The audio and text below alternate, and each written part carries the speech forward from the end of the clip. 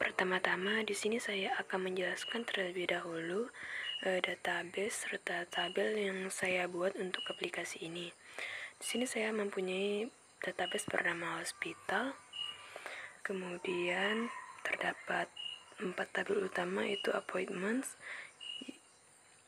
user, dokter, serta pasien. Nah, pada tabel user terdapat field yaitu ID, nama, email, nomor telepon atau phone, address, user type.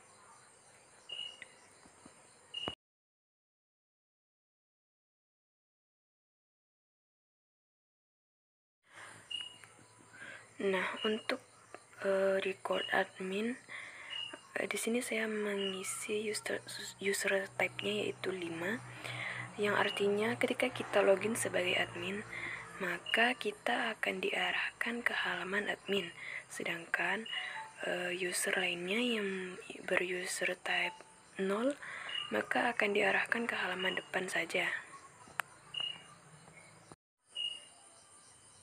Kita akan ke tabel doctors. Di sini terdapat field ID, nama, nomor telepon, spesialis atau specialty bahasa Inggrisnya, room, dan juga image. Kemudian kita ke tabel pasien. Di sini terdapat field ID, nama, tanggal, kemudian alamat, ini untuk pekerjaannya, keluhan, dan juga diagnosa. Kemudian terakhir yaitu tabel appointment. Sini terdapat field ID, nama, email, phone, dokter, date atau tanggal, serta pesan atau message. Nah, langsung saja kita ke halaman depan aplikasi sistem informasi ini. Di sini merupakan tampilan awal sebelum kita login ataupun registrasi. Terdapat nomor dan juga email, dan juga nama instansi. Sini saya menggunakan nama instansi Rumah Sakit Palang Biru. Terdapat menu navigasi yaitu home, tentang, profil, fasilitas, dan juga kontak, serta tombol login dan register. Ini merupakan gambar Rumah Sakit Palang Biru. Kemudian terdapat tentang Rumah Sakit Palang Biru, terutama di Kutoarjo. Nah, ini semisal dokter-dokter yang bekerja di Rumah Sakit Palang Biru. Data dokter ini saya tambahkan di admin, dan ini juga fasilitas yang ada di Rumah Sakit Palang Biru. Nah, ini merupakan tampilan utama atau menu utama ketika kita ingin melakukan janji tunggu dengan dokter. Di sini kita perlu menginputkan nama lengkap, tanggal, email, pilihan dokternya, nomor telepon, dan juga keluhan.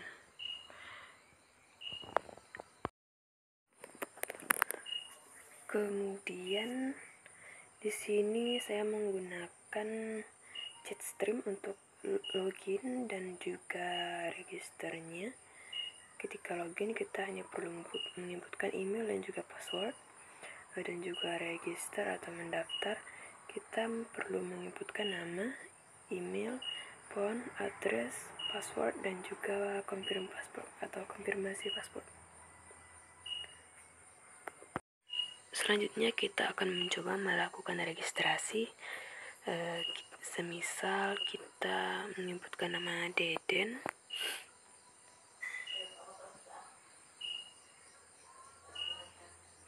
kemudian untuk emailnya deden@gmail.com. Di sini datanya saya sembarang saja. Kemudian masukkan nomor telepon, alamat, password, dan juga confirm password. Apabila kita klik registrasi, maka kita akan langsung diarahkan ke halaman home. Di sini terdapat beberapa perbedaan, yaitu pada menu navigasinya bertambah, yaitu menu My Appointment, karena kita telah melakukan login sebagai user. Untuk tampilannya sama dengan halaman sebelum kita melakukan login. Di sini kita akan mencoba melakukan janji temu dengan dokter sebagai user Deden. Semisal di sini nama lengkapnya yaitu Deden, kemudian emailnya seperti tadi yaitu deden@gmail.com. Untuk tanggalnya kita ambil data sembarang saja, kemudian dokter kita pilih, kemudian nomor telepon, dan juga kita masukkan pesan dan keluhan kita.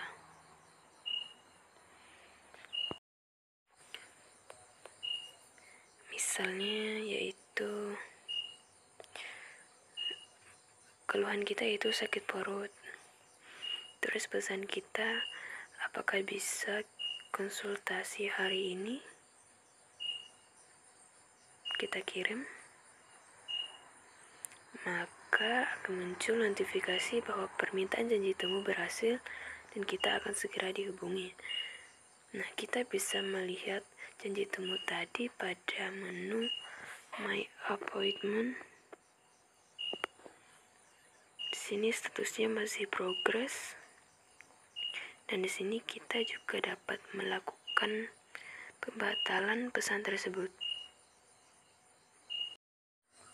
Selanjutnya kita akan logout.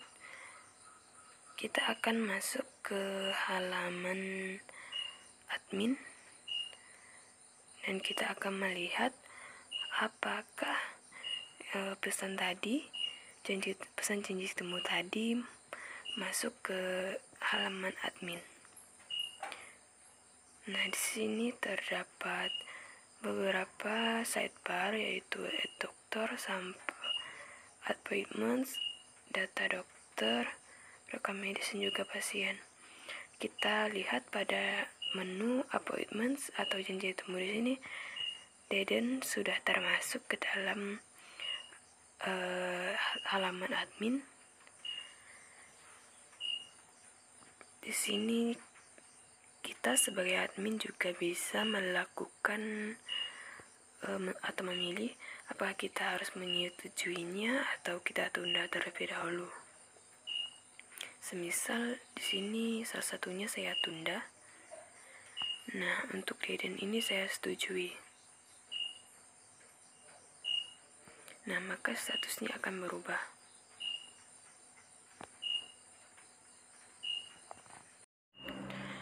Selain itu, pada admin kita juga bisa menambahkan data dokter yang kemudian kita tampilkan ke halaman depan seperti tadi.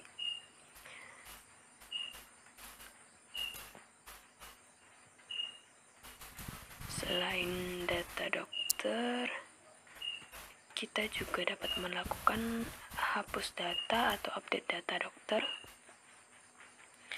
Kemudian kita bisa melakukan pencatatan data pasien yang telah melakukan konsultasi tadi, beserta kita juga dapat melakukan edit maupun hapus data pasien.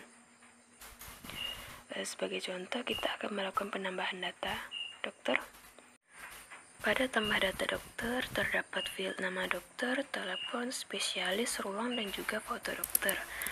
Sebagai contoh, kita akan membuat nama dokternya yaitu Sandi, nomor teleponnya sembarangan saja.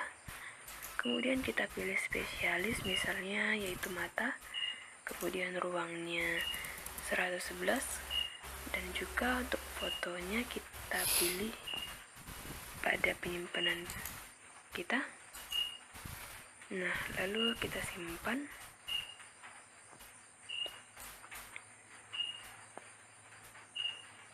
Nah, maka data dokter berhasil ditambah.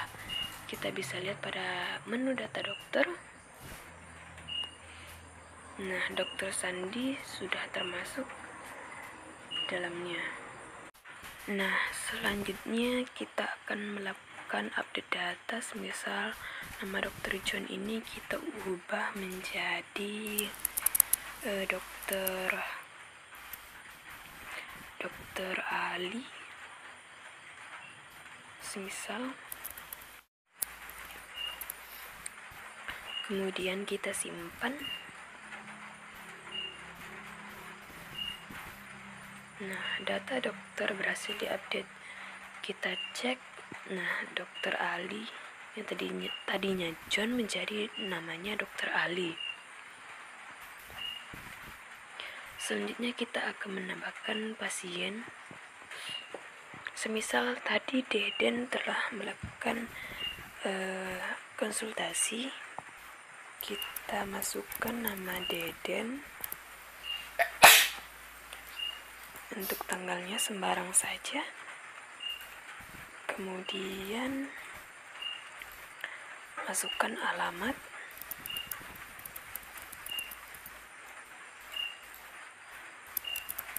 Pekerjaan.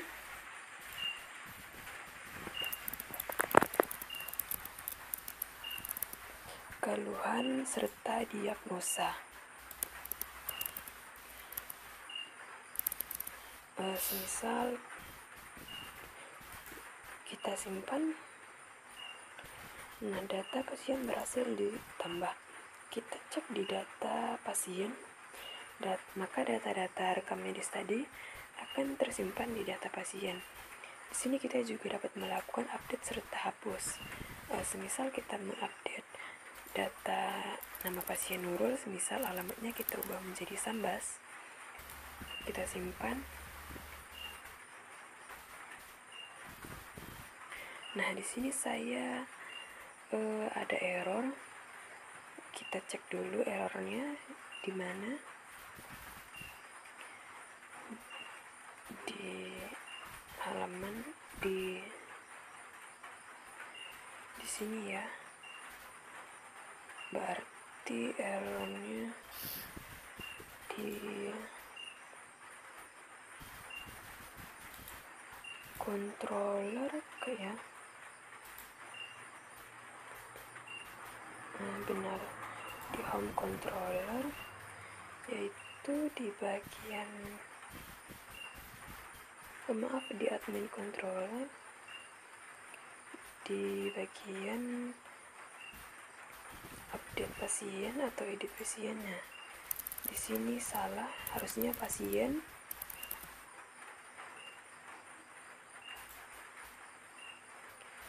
Kemudian kita coba.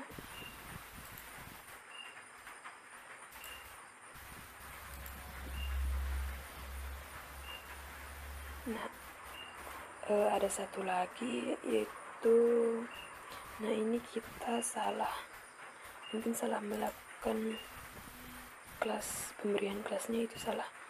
Nah, di sini kelasnya sih harusnya pasien bukan dokter. Pada dasarnya codingan ini satu sama lain hampir mirip. Jadi saya copy saja dengan codingan sebelumnya ketika membuat data dokter. Nah, di sini datanya telah terupdate. Kita cek. Nah, maka alamat Nurul tadi yang tadinya Skura menjadi Sambas. Selanjutnya kita akan melakukan login kembali sebagai user, yaitu user Deden. Kita akan mengecek perubahan-perubahan ketika kita melakukan janji temu tadi. Kita login. Nah, di sini kita akan melihat pada my appointment-nya. Nah, yang status Deden tadi awalnya yang berstatus progress kini telah berstatus disetujui.